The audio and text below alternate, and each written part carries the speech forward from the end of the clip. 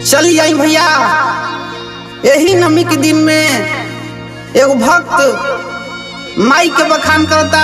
का कहता? आई सिंगरनी के भाव में सुनी कैसे कहता और का कहता।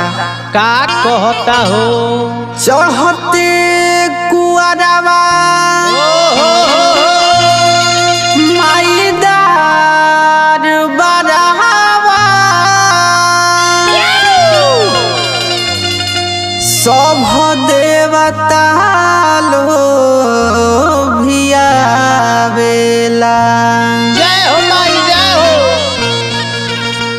सूरज के लाल के परते किरनिया, मैया के रूप मन भावेला।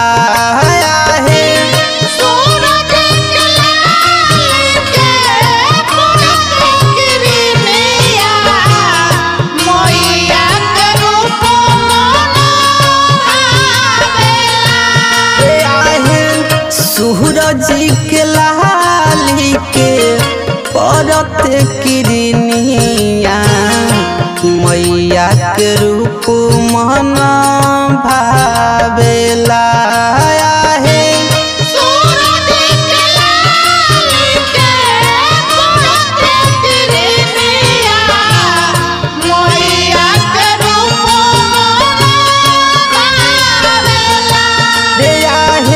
सूरज के लाली के परत किरनिया, मैया के रूप मन भावेला।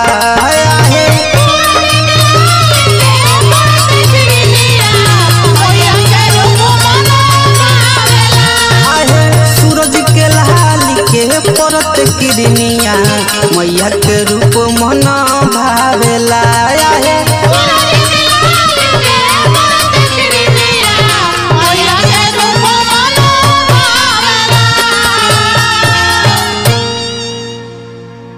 देखी और आगे भक्त का कहता। लाली रे चुनर फूल हे अढ़उल चढ़ेला,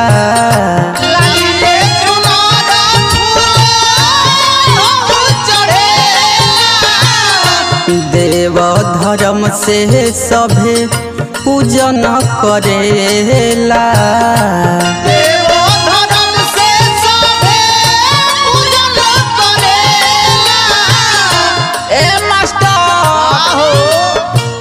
लाल हरावा लाल सनुरावा, मैया के सोहावेला।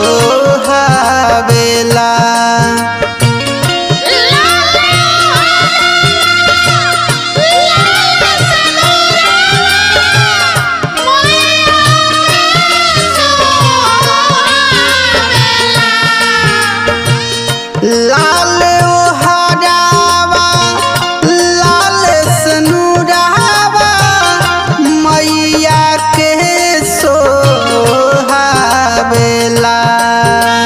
जय हो जय हो। सूरज के लाली के परत किरनिया, मैया के रूप मन भावेला।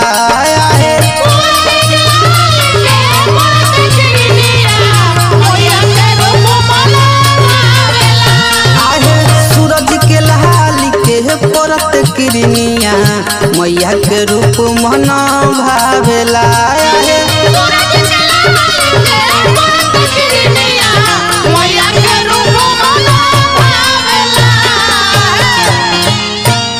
देखी सब देवता के साथ में ब्रह्मा विष्णु महेश भी चलल बानी।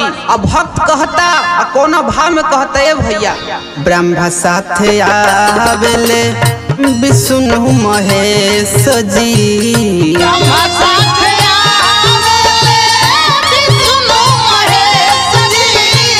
नमी में मैया धरस अनेक न भेष जी।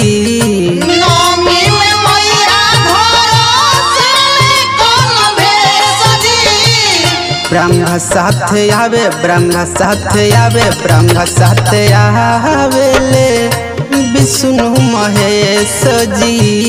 ब्रह्म साथ आवेले विष्णु महेश जी। नवमी में मैया धरस अनेक भेष जी। नवमी में मैया धरस अनेक भेष जी। देई के ध्यानावा माई के भवानावा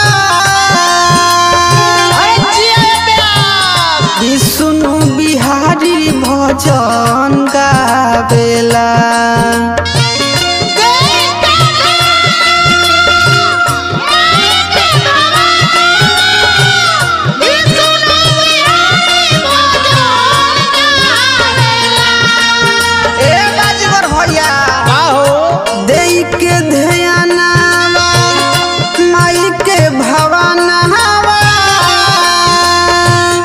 बाजी गौर विष्णु भजन गावेला।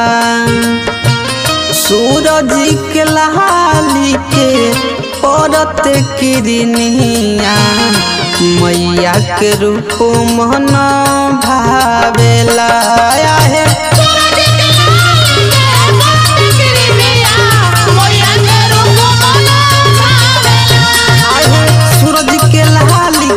परत किरनिया मैया के रूप मन भावेला।